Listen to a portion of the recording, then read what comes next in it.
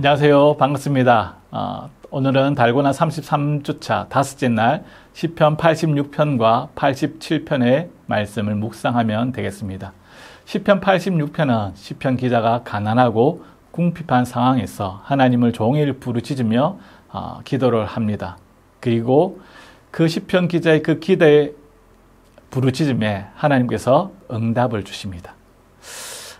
시편 기자의 그 부르짖음과 하나님의 그 응답, 그 사이에 시편 기자는 하나님을 향해서 놀라운 고백을 하게 되는 것입니다. 바로 하나님을 향한 그 신뢰와 믿음의 고백이 오늘 86편에 나타나 있습니다. 시편 기자의 상황 1절과 7절과 14절, 17절에 보면 가난하고 궁핍한 상황이었고 환난난에 처해 있습니다. 그리고 대적자들에게 둘러싸여 공격을 받고 있는 상황입니다. 이런 상황에서 시편 기자는 하나님께 하나님 내 기도에 주께서 귀를 기울여 주시고 응답해 달라고 간구하는 것입니다.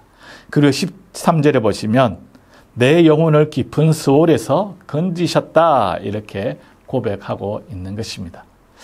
자, 그러면 2절에서 13절 사이에 시편 기자는 어떠한 고백을 합니까? 하나님께 기도하였더니 하나님이 어떤 분인지 깨닫게 되는 것입니다. 첫 번째로 하나님은 우리를 구원해 주시며 우리에게 은혜를 베푸시며 우리에게 기쁨을 주시는 분이시다.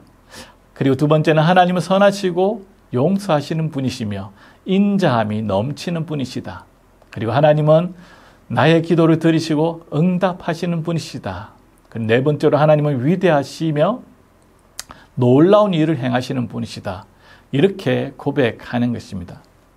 즉 시편 기자가 너무나 힘들고 답답해서 기도했는데 기도하면서 나의 문제에서 눈을 돌려 하나님께로 향하게 되는 것입니다. 그리고 하나님을 발견하고 하나님을 고백하는 것이죠. 문제 앞에 잊어버린 하나님을 다시금 깨닫고 고백하는 것입니다.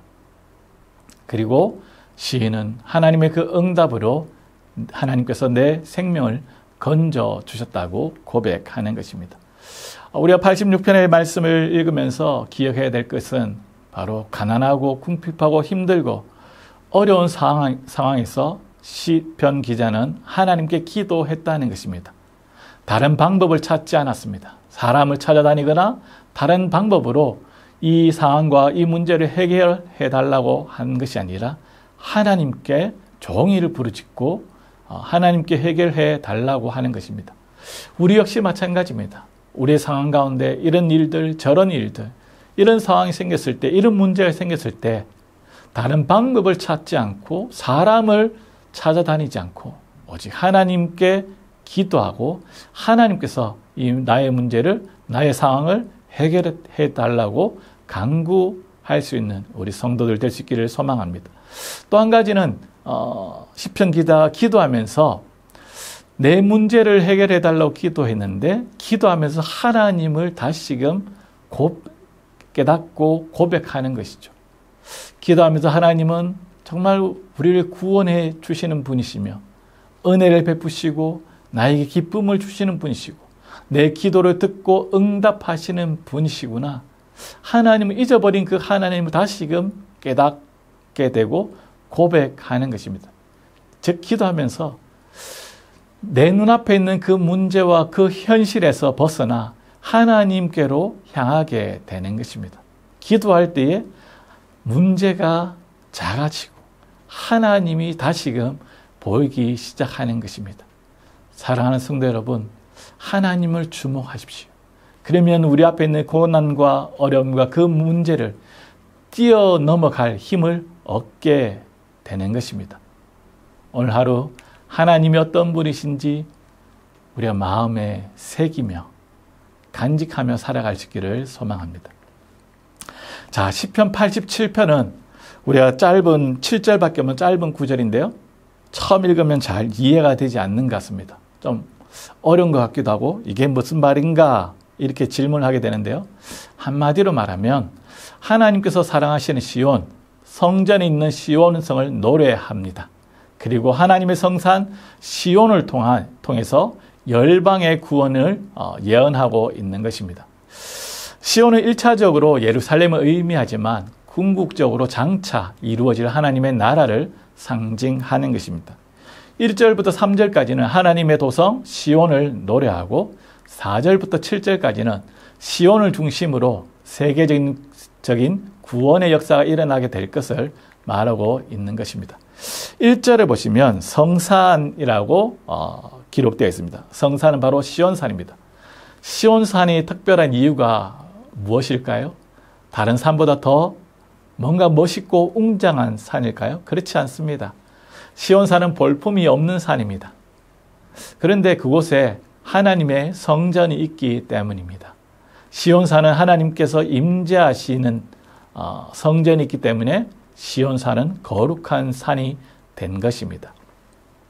2절을 보시면 야곱의 모든 거처는 이스라엘의 모든 땅입니다. 즉 하나님께서 이스라엘 모든 땅보다 시온을 더 특별히 사랑하신 것입니다. 왜냐하면 시온은 하나님이 거하시는 곳이기 때문이죠. 그러면서 이제 4절과 5절을 보시면 이렇게 기록하고 있습니다. 나는 라합과 바벨론이 나를 아는 자 중에 있다 말하리라. 보라 블레셋과 두로와 구스여 이것들도 거기서 났다 하리로다. 시온에 대하여 말하기를 이 사람 저 사람이 거기서 났다고 말하리니 지존자가 친히 시온을 세우리라 하는도다. 여러분 말씀이 이해가 되십니까? 이 4절과 5절을 보시면 하나님께서 시온을 택하시고 존귀하게 하신 그 이유가 나타나 있습니다. 여기에 등장하는 5나라는 이스라엘 주변 나라들입니다. 또한 이스라엘을 괴롭혔던 나라들입니다. 근데 하나님께서 이들 나라들이 시온에서 났다고 말하게 될 것이다 라고 말하는 것입니다. 이게 무슨 말입니까?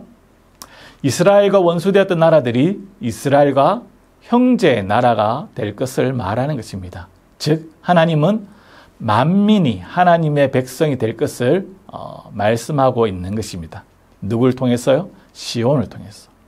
시온을 통해서 모든 백성들이 주님 앞에 나와 하나님의 그 자녀가 될 것을 말씀하는 것입니다. 시편 87편의 말씀을 우리가 묵상을 읽으면서 기억해야 될 것은 하나님께서 시온을 택하여 모든 나라와 열방을 구원하기로 작정하신 것처럼 오늘 하나님께서 우리를 택하신 그 이유와 목적을 기억하셔야 합니다. 하나님께서 나를 택하신 그 이유가 무엇입니까? 하나님께서 나를 구원하신 그 이유, 나를 통하여 주위에 있는 수많은 사람들이 하나님께로 돌아오게 하는 것입니다. 나를 통해서 하나님의 그 은혜가 흘러가야 하는 것이죠. 나를 통해서 예수 그리스도의 그 복음이 흘러가야 하는 것입니다. 그것을 위해서 우리를 부르시고 택하신 것입니다. 오늘 하루 나를 만난 그 모든 사람들에게 예수 그리스도의 그 은혜와 그 복음이 흘러갈 수 있기를 주의 이름으로 축원드립니다.